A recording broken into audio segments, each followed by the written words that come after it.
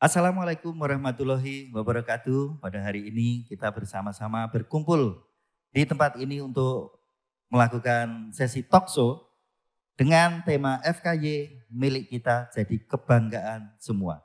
Persembahan dari Dinas Kebudayaan Daerah Istimewa Yogyakarta.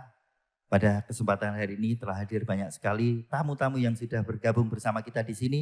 Dan untuk membuka acara pada kesempatan hari ini kita akan bersama-sama menyaksikan persembahan dari komunitas pecinta tari sajiwa, Tari Gambyong Pare Anom.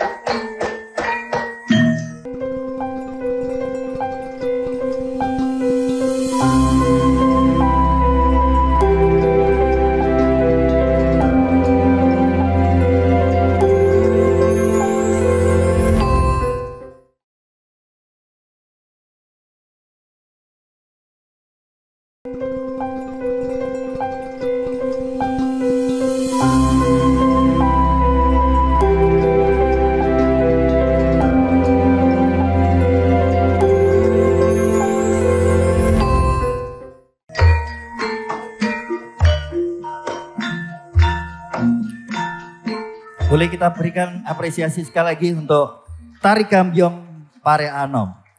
Ini adalah tari tayub yang dibakukan menjadi tari klasik dan dimainkan di keraton sebagai tarian penyambutan. Seperti halnya menyambut Bapak Ibu yang hadir pada kesempatan siang hari ini di tempat ini.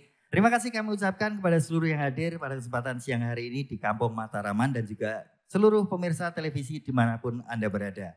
Saya Aat Kumorjati akan membawakan acara FKY untuk DIY. Dan pertama kali digelar tahun 1989, FKY waktu itu masih bernama Festival Kesenian Yogyakarta. Menjadi salah satu festival seni yang mengusung spirit kesenian rakyat. Pada tahun 2019 lalu, nama kepanjangan FKY berubah menjadi Festival Kebudayaan Yogyakarta. Perubahan nama itu jelas diikuti dengan perubahan konsep dan spirit. Tidak hanya berkutat di area kesenian, FKY kini menjelma menjadi festival yang bisa mencakup apapun di luar kesenian. Pasalnya pada dasarnya kebudayaan memiliki ruang cakup yang lebih luas. Itulah sebabnya FKY diharapkan bisa menjadi festival yang bisa dinikmati masyarakat lintas bidang. Hal itu lantaran bicara soal kebudayaan maka membicarakan pula soal peradaban yang di dalamnya mencakup segala aspek kehidupan.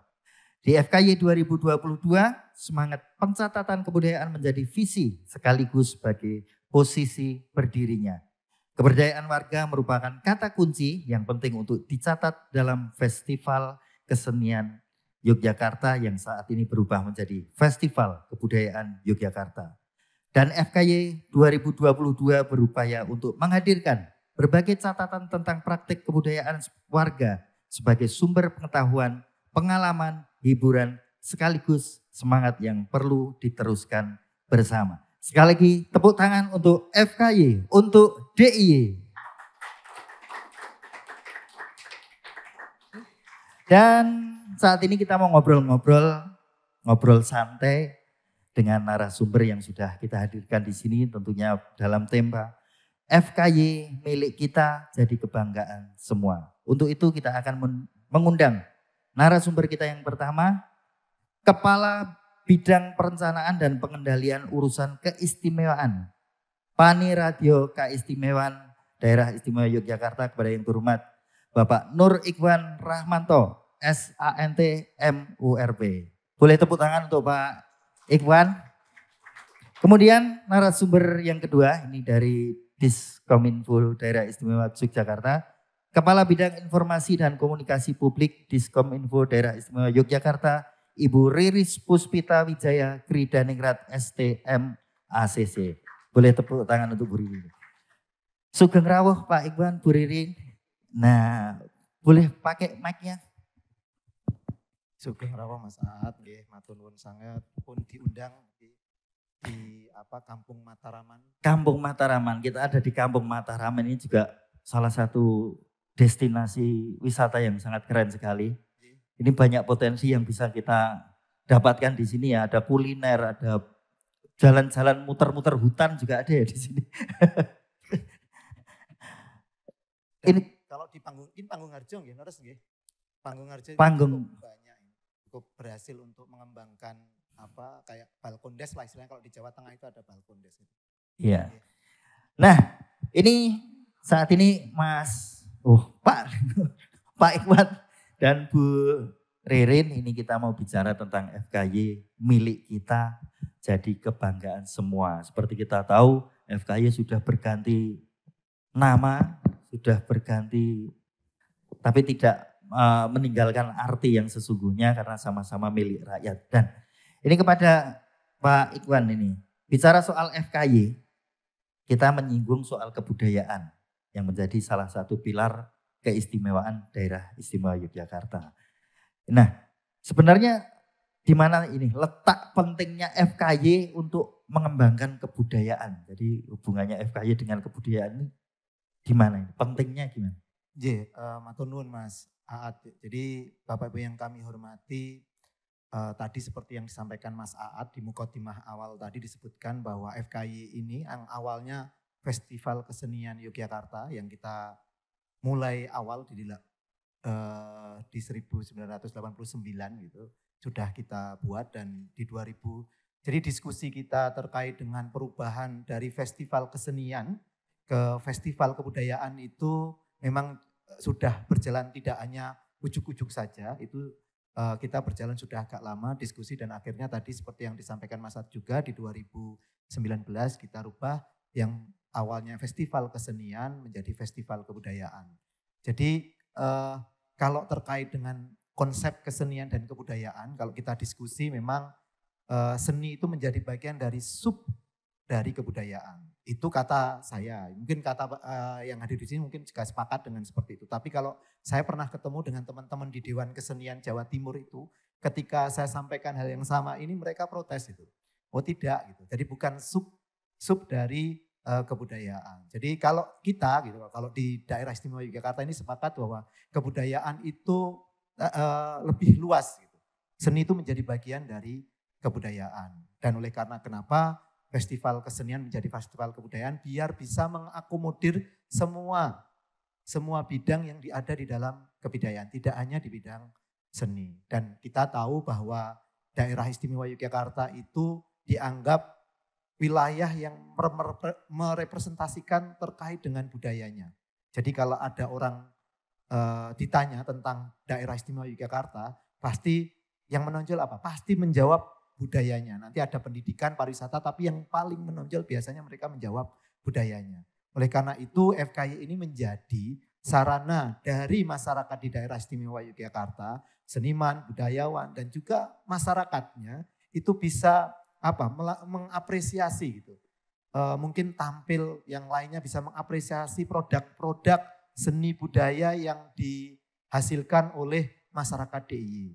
Kalau kan dulu namanya FKY Festival Kesenian Yogyakarta menjadi Festival Kebudayaan Yogyakarta. Nah, perubahan ini apakah untuk dibikin, kenapa harus diubah gitu? Apakah untuk menambah keistimewaan Jogjanya atau gimana biar semakin istimewa? Dan kira-kira apa yang perlu dilakukan oleh FKY ini biar menopang pilar keistimewaan ini, Mas? Ya, jadi memang diskusi-diskusi awal, jadi diskusi-diskusi awal terkait dengan perubahan ini kan tadi seperti yang saya sampaikan, sub dari kebudayaan, seni menjadi sub kebudayaan gitu. Jadi bagaimana nanti teman-teman yang di cagar budaya misalnya, teman-teman di yang bukan seni, yang bukan, karena kalau kita membaca definisi kebudayaan yang ada di dalam Undang-Undang Keistimewaan, itu cipta, rasa, karsa, karya. Jadi semua proses hidup kita itu masuk di dalam kebudayaan. Jadi sangat luas, sehingga diharapkan walaupun kalau sekarang ini ya, FKY terakhir kemarin dan saya sepakat, jadi hibrid itu menurut saya lebih menarik, orang-orang yang tidak bisa datang ke lokasi karena suatu hal bisa menonton melalui media sosial yang memang disiapkan oleh panitia. Jadi walaupun FKY kemarin misalnya belum mencakup semua hal, belum mencakup aspek-aspek di dalam budaya, tapi kan sudah menunjukkan, sudah ada perluasan terkait dengan produk-produk yang ditampilkan. Jadi produk-produk yang ditampilkan itu sudah luas gitu. Dan kami harapkan untuk meneguhkan keistimewaan, tunjukkanlah gitu. Jadi FKY itu bisa menampilkan, bisa menunjukkan kepada khalayak luar yang mungkin yang ada di DI maupun yang di luar itu sesuatu yang istimewa, sesuatu yang sifatnya inovatif gitu di semua aspek kebudayaan. Jadi kalau biasanya kita menampilkan sesuatu yang sudah ada itu perlu ada sentuhan-sentuhan inovasi, pembaruan terkait dengan produk-produknya walaupun tetap kita harus mengkonservasi yang memang sudah ada. Jadi yang dikonservasi itu tetap ada, tapi yang dikembangkan itu juga harus tetap dilakukan gitu.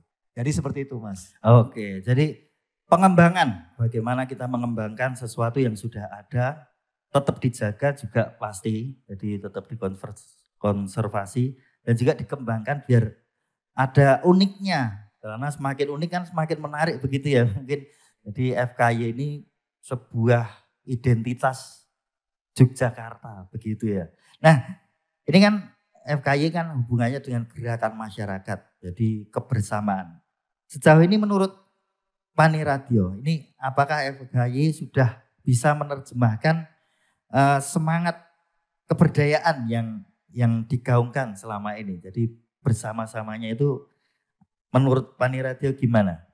Memang kalau untuk mengukur mengukur sesuatu itu harus ada indikator yang sudah kita tetapkan di awal gitu. Misalnya pemberdayaan itu harus seperti apa. Selama ini memang kalau saya melihat ini ya itu kan belum ada ukuran terkait dengan pelaksanaan FKY. Kalau kita lihat hanya ukuran secara administratif, jadi misalnya di output yang ada di penganggaran kita misalnya terlaksananya FKY misalnya berapa hari gitu. Nah, tapi memang nanti ke depan, jadi kita harapkan ke depan itu ada ukuran-ukuran yang bisa kita raih di dalam pelaksanakan FKY. Jadi terkait misalnya pemberdayaan masyarakat. Berapa masyarakat yang terlibat? Berapa UMKM yang bisa dilibatkan dalam pelaksanaan? Berapa misalnya alhamdulillah mungkin di 2022 ini walaupun sebelumnya sudah ada, kita menggandeng teman-teman kabupaten kota untuk melaksanakan FKY. Salah satunya saya mendatangi yang ada di Kulon Progo pada waktu launching pembukaannya. Jadi kita sudah mencoba untuk menggandeng kabupaten kota untuk melaksanakan FKY. Nah, itu menjadi bagian dari menyebarkan. Jadi masyarakat biar kalau FKY itu kan seringkali kalau enggak di kota, Bantul, dekat kota atau di kota gitu. Jadi masyarakat yang ada di Gunung Kidul, masyarakat yang ada di Kulon Progo itu kan seringkali tidak menikmati FKY lah. Kemarin itu sudah mulai masyarakat-masyarakat yang ada di pinggiran itu menikmati FKY. Kami harapkan ke depan memang lebih masif lagi gitu. Jadi masyarakat yang terlibat itu bisa lebih banyak. Jadi ada data yang jelas untuk portfolio ya itu bisa ya untuk kurasi. Jadi ketika kita ikut FKY itu naik kelas kan kita jadi dilihat orang banyak, bisa diakses lebih banyak orang lagi. Mungkin begitu ya. Oke, dan ini lebih spesifik lagi Pak Iqban.